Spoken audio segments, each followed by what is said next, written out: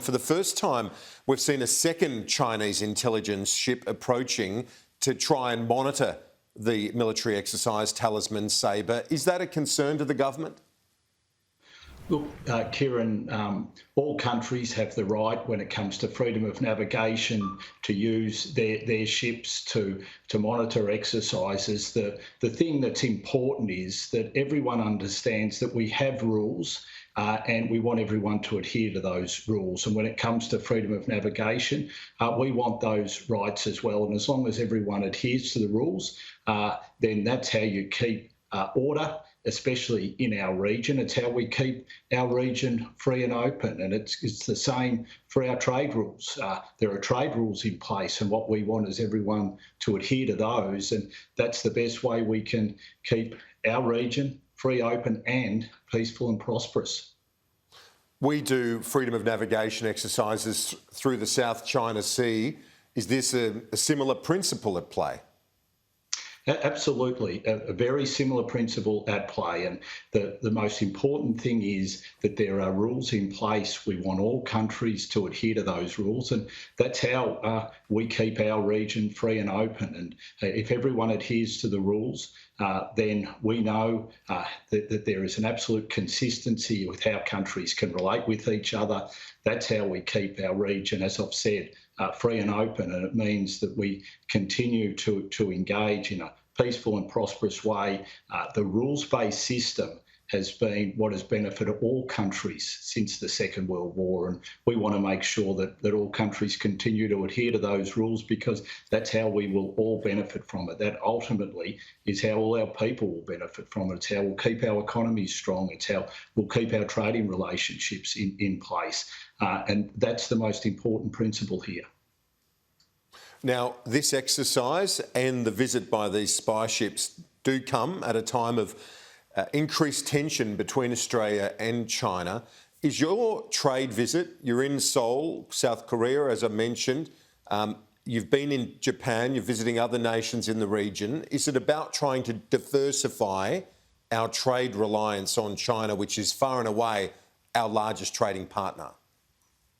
Look, we've stated quite clearly that we want to see our trade diversified. We think it's vital to ensure that as markets come and go, as demand for our commodities come and go, that we've got the options there for our exporters. But also this is about making sure that we are doing everything we can to keep our region free, open, resilient, and all the discussions that I've had with, whether it be in Singapore, Vietnam, Japan, and I'm sure here in South Korea, will be in particular what we need to be doing on the economic and the trade front to ensure that we can maintain the rules-based system that has meant that our region has grown like no other region in the world, has benefited all countries in this region. And there's an absolute understanding in all the conversations that I've been having so far of the importance of keeping that rules-based approach to advance our economies and to advance our region.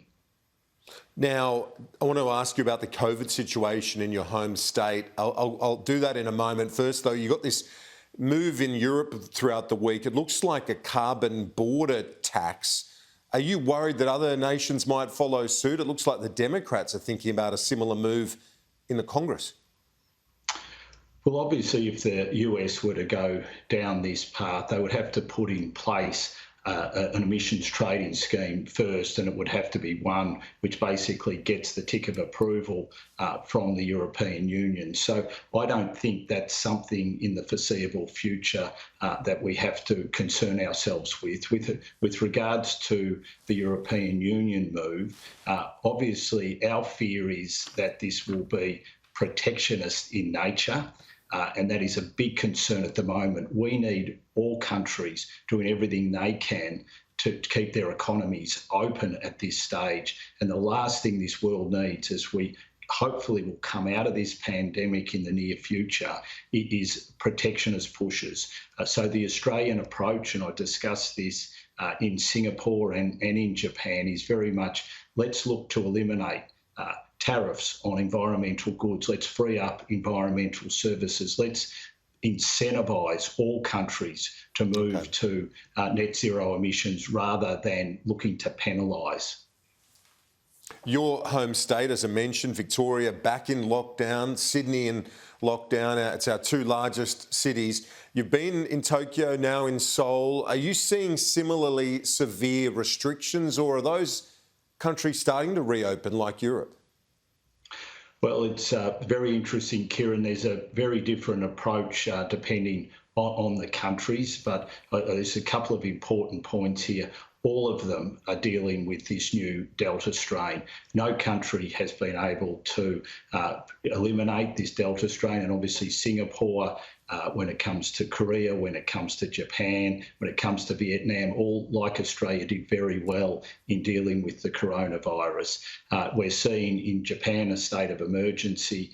Here in South Korea, they have not gone the heavy lockdown. They've tended to put restrictions in place. So they're very depending on the circumstances and on the particular government. But they're all at the moment trying to suppress the Delta strain like we are in Australia. And one of the very interesting discussions has been how we plan for life once we've dealt with the virus, suppressed it, and how we begin to open up our economies. And they're all looking to next year, hopefully, to be able to put that in place. Yeah, and almost out of time, but in your mind, what does the benchmark need to be to do that? Because that's what we're all hoping for. Well, obviously the Doherty Institute will present National Cabinet with the suggestions that they think need to be in place. So I'll let the Doherty Institute recommend that to the government, and then obviously National Cabinet will look at that, and that'll give us a good indication as to what those benchmarks should be. But I think the most important thing is that National Cabinet has set out that 4-point plan to reopening Australia. And I think what I'm seeing right across the region is all other countries are planning for that eventuality as well. And that's the most important thing, that we have that plan in place. Dan Tehan live from Seoul. Thank you. Appreciate it.